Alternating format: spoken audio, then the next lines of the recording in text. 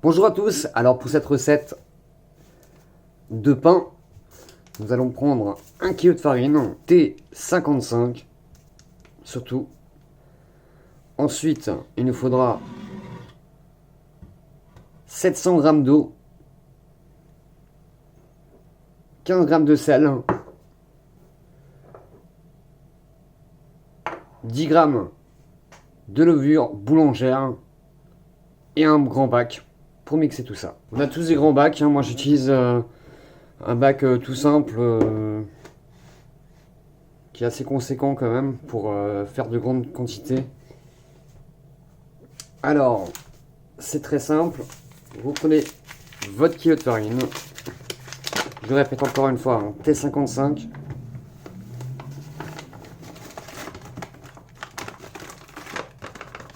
Voilà.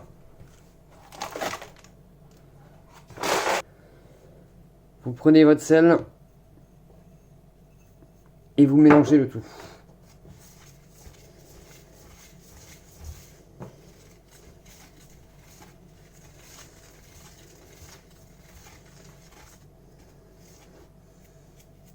Voilà.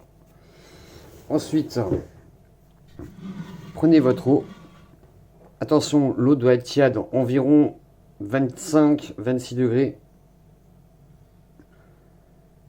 Et vous la mélangez avec votre levure.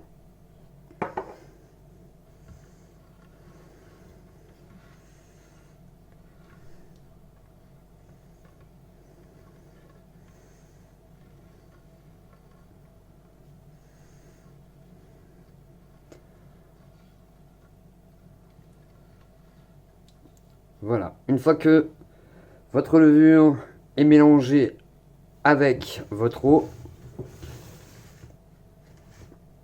vous la délayez simplement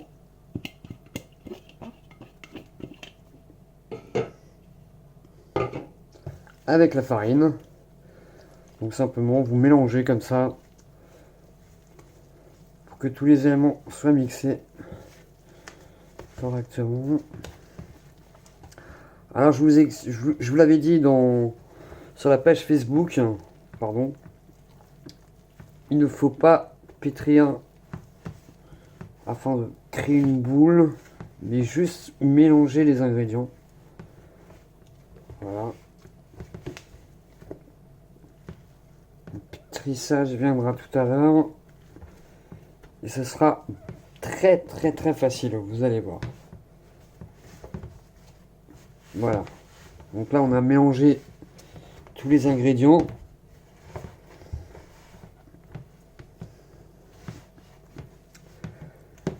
On va prendre vraiment toute la farine.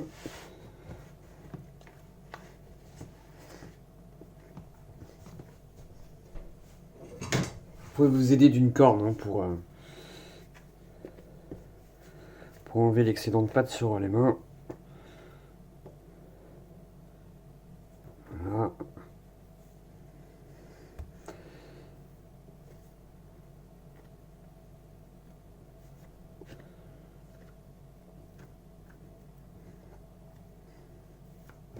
Une fois que vous avez fait ça, vous laissez reposer pendant environ, je dirais, une petite demi-heure. Vous faites rien de plus. Pas besoin de pétrir. Vous laissez reposer simplement. À tout à l'heure. Voilà, après une petite pause de 30 minutes, on tient toujours, on a toujours cette pâte qui est très collante, etc. Donc pour le pétrissage, pardon, c'est très simple. Vous allez prendre chaque côté et rabattre à chaque fois, comme vous faites pour n'importe quelle pâte, pour former une petite boule. Voilà. Bien prendre tout le reste de la farine afin qu'elle boive l'eau et la levure. Voilà. Donc voici la pâte.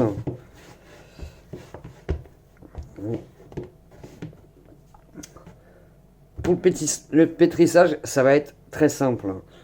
Vous prenez chaque côté et vous le rabattez. Au début, ça va vous sembler très collant, très spécial.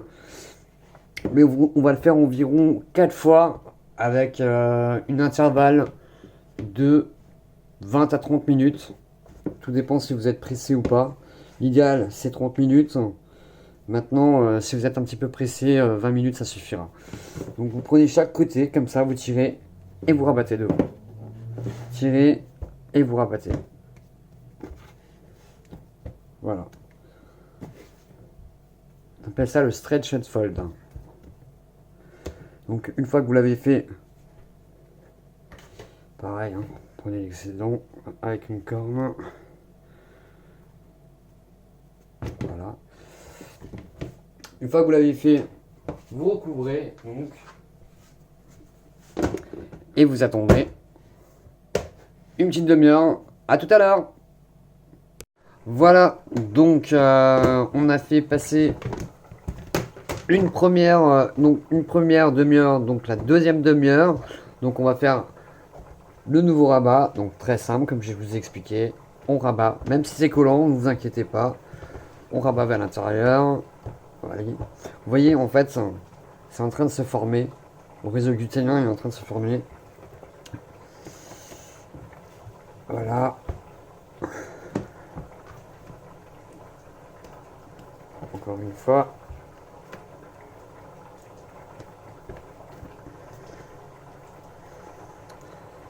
N'hésitez pas, hein, vous rabattez directement.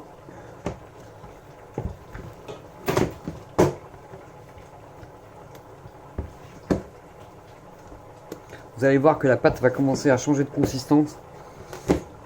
Et c'est à ce moment-là que ce sera prêt. Donc on se revoit tout à l'heure pour la suivante. Voilà, notre farine a bu toute l'eau qu'il y avait dans le bac. Maintenant, nous allons sortir la pâte. Et c'est là que je vais vous montrer 2-3 petites astuces. Vraiment sympathique. Alors gardez votre bac sous la main. Car on va encore en avoir besoin pour couvrir. Je vous expliquerai ça tout à l'heure. Voilà. Donc, à partir de maintenant, il faut utiliser le minimum de farine possible. Parce que plus vous allez utiliser de la farine, et plus la pâte mettra du temps à se faire en fait. Vous avez votre pâte. Le principe est là. Vous prenez par en dessous. Vous faites aplatir vers l'arrière, puis vous le balancez vers l'avant. Vous faites ça jusqu'à ce qu'elle soit super lisse. Voilà. Et quand vous l'avez fait, et que vous voyez que en fait c'est super doux en fait au-dessus, bien lisse, bah c'est que c'est bon. On voit déjà d'ailleurs des bulles qui apparaissent.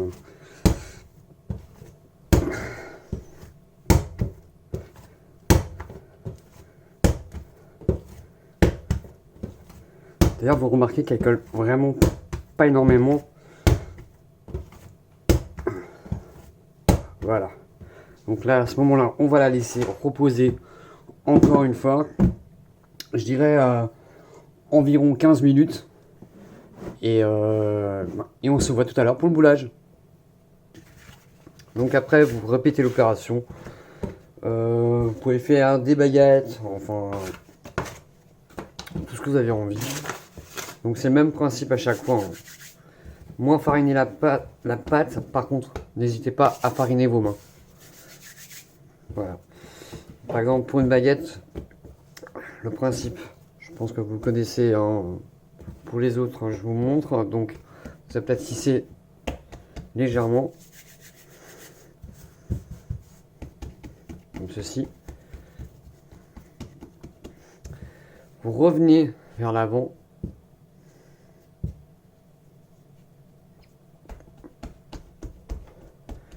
Vous fermez et vous répétez l'opération à chaque fois jusqu'à arriver à la fin. Voilà.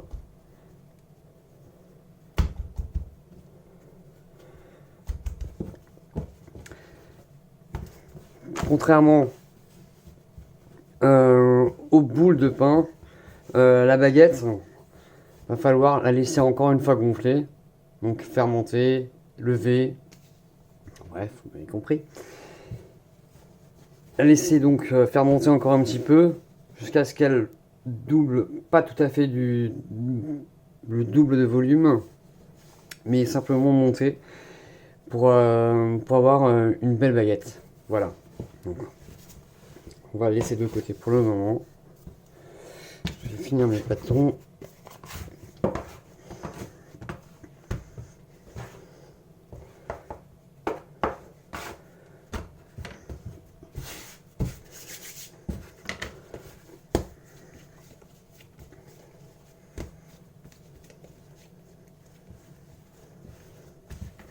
Donc encore une fois, avec les doigts de l'arrière, rester en dessous. Encore une fois.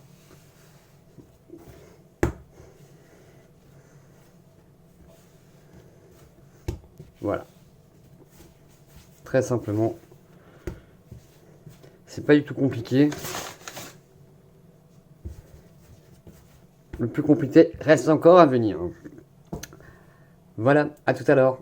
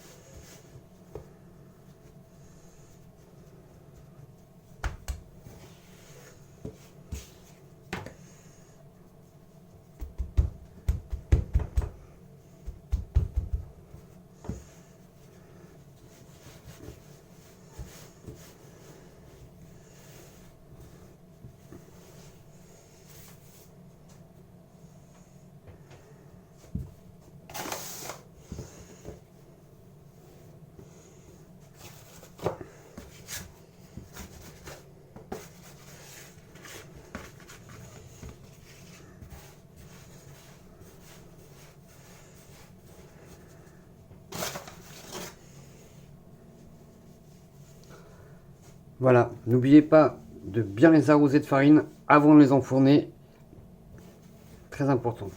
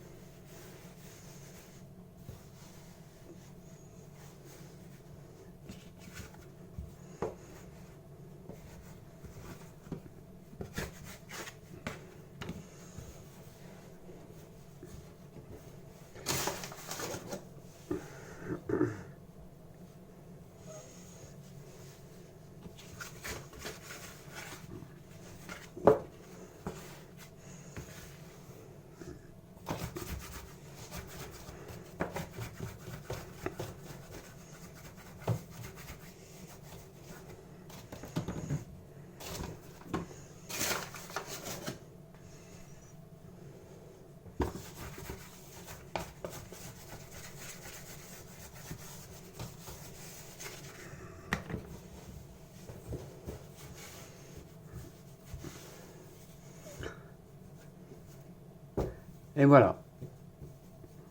Maintenant, avant de les enfourner, la prochaine étape, nous allons les marquer. Très simple.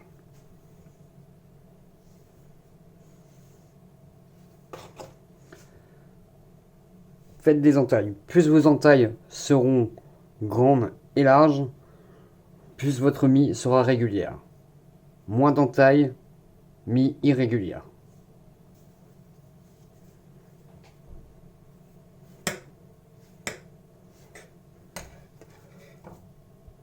Petite astuce, munissez-vous d'une planche en bois pour pouvoir les enfourner plus facilement.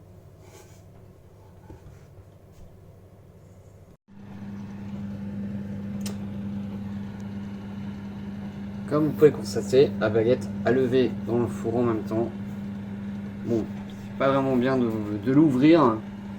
D'ailleurs, vous pouvez voir aussi que j'ai mal mesuré. Mais sinon, le rendu, pas trop mal. Voici le résultat de la première baguette. Pour entendre le bruit du croustillant. Voilà. Parfait.